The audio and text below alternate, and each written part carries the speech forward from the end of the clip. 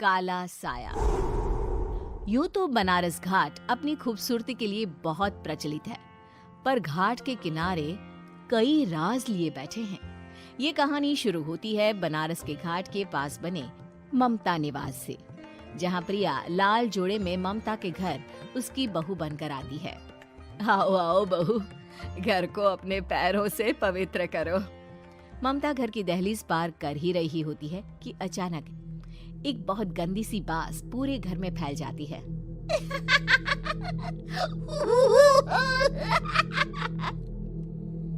ये बदबू और ये आवाजें, ये कौन हंस रहा है माँ? अब ये पड़ोसी ना हमारे थोड़े अलग से है। कहाँ हम शाकाहारी और ये मांस मच्छी खाने वाले। छोड़, तू ध्यान मत दे और गृह प्रवेश कर। और हाँ बहू, अपनी सास की एक बात हमेशा याद रखना, इन पड़ोसियों से तो कभी बात नहीं करेगी। अच्छे लोग नहीं है ये। अपनी सास की ये बात मानेगी ना बेटा? हाँ माँ, जो आपकी मर्जी, मैं उनसे बात नहीं करूंगी। अगले दिन प्रिया अपनी पहली रसोई बनाने रसोई घर में जाती है। ये छोकी बात तो नाक में जा रही है। एक काम करती हूँ, खिड़की खोल देती हूँ। प्रिया खिड़की खोलने जाती है। इतने जाले, लगता है इस खिड़की को कभी खोला ही नहीं गया। पर ऐसा क्यों? ओह, नॉन वेज की स्मेल आती होगी ना। 2 मिनट के लिए खोल लेती हूँ, फिर बंद कर दूंगी। प्रिया खिड़की खोलती है। खिड़की खोलते ही उसकी नजर सामने वाले घर की खिड़की पर पड़ती है, जहाँ एक लड़की खड़ी होती है। हाथों में मेहंदी, लाल रंग की साड़ी, बिल्कुल सजी धजी, मानो प्रिया की तरह ही वो भी नई नवेली बहू हो। वो प्रिया को देखकर मुस्कुराती है। हे भगवान, माँ ने तो इनसे बात करने को मना किया था। प्रिया फौरन ही खिड़की बंद कर देती है और तवे पर चढ़े रोटी की ओर देखने लगती है, पर वहाँ रोटी न होकर मछली पड़ी होती है। ये क्या? पहली ही रसोई में इतनी बड़ी गलती! हे भगवान, अब मैं क्या करूं? प्रिया बहुत डर जाती है और फौरन रसोई की सफाई करने और फिर सभी के लिए खाना बनाने लग जाती है। जब वो सबको खाना परोसती है, सब तो ठीक है, मैं बेकार में चिंता कर रही थी। हे भगवान, ऐसे ही बस अपनी कृपा बनाए रखना। रात के वक्त जब सब सो रहे होते हैं, तब प्रिया को पायल की आवाज सुनाई देती है, जिससे उसकी आंख खुल जाती है। ये पायल की आवाज कहाँ से आ रही है? प्रिया उठकर उस आवाज के पीछे छत की सीढ़ियों तक जाती है। तभी उसे बच्चे के रोने की आवाज आती है। प्रिया छत पर जाती है तो क्या देखती है? वही लाल साड़ी वाली लड़की अपनी गोद में एक नवजात बच्चे को घुमा घुमा कर सुला रही है। तभी प्रिया की नजर उसके पेट पर पड़ती है। ओह गॉड, ये तो प्रेग्नेंट भी है। सुनिए, बच्चा सो नहीं रहा है क्या? मैं कुछ मदद करूं? नहीं नहीं, आपके घर वालों को अच्छा नहीं लगेगा, मैं संभाल लूंगी। स्नेहा की गोद से बच्चा हाथ मारकर प्रिया की गोद में आने को छटपटाने लगता है।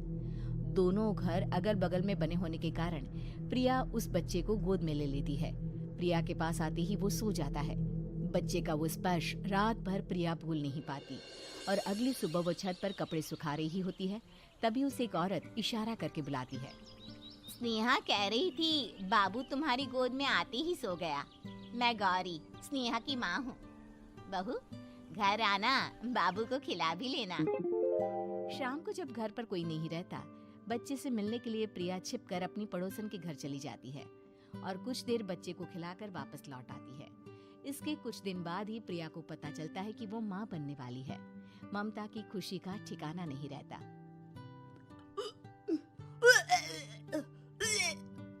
माँ जी, पता नहीं क्यों उल्टी आ रही है। प्रिया भागती हुई वॉशरूम में जाती है तो हरे और लाल रंग की उल्टी करती है। उस उल्टी में से कीड़े निकलते हैं।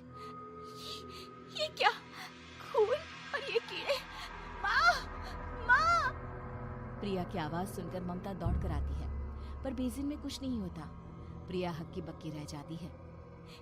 ये सब क्या हो रहा है? प्रिया घबरा जाती है और अपने कमरे में जाकर सो जाती है। डर के कारण वो इतनी थक जाती है कि उसकी आंख लग जाती है। तब उसे ऐसा लगता है उसके पेट पर मानो कोई बैठा हुआ हो। कौन हो? प्रिया के पेट पर एक 5 महीने की बच्ची बैठी हुई थी, जो बुरी तरह जली हुई थी।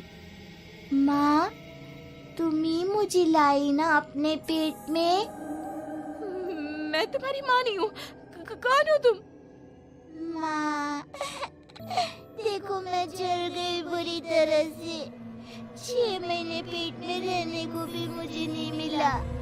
सहला दो ना माँ। बचाओ, बचाओ, माँ। ममता दौड़कर कमरे में आती है। प्रिया की बातें सुनकर वो सब समझ जाती है। तू कहीं बगल वाले घर में तो नहीं जाकर आई ना बहू? मुझे माफ कर दो, मैं गई थी माँ। उस घर में सब मरे हुए हैं बहू। कई साल पहले स्नेहा उस घर में बहू बनकर आई थी। कुछ ही दिन में वो एक बच्चे को जन्म देने वाली थी। पूरा घर बच्चे के आने की खुशी में खोया था कि एक दिन अचानक उस घर में आग लग गई। सब बुरी तरह जलकर मर गए। गौरी आज भी दादी बनने का इंतजार कर रही है और इसीलिए स्नेहा ने अपना अजन्मा बच्चा तुम्हारी कोख में डाल दिया। ममता ये कह रही होती है कि पीछे से उसके पैरों को एक बच्चा पकड़ लेता है। दादी, दादी। माँ, स्नेहा की गोद में यही बच्चा था। ये बच्चा कौन है फिर? तेरी मौत है। तेरी भी दादी। जिस चीज का ममता को डर था वही हो गया। ममता निवास के ऊपर मौत ने चादर बिछा दी थी। प्रिया का पेट ऐसे बढ़ जाता है मानो 9 महीने का हो। 2 हाथ उसके पेट से बाहर निकलते हैं। बहू, संतोष को फोन कर, किसी पंडित जी को बुला बहू।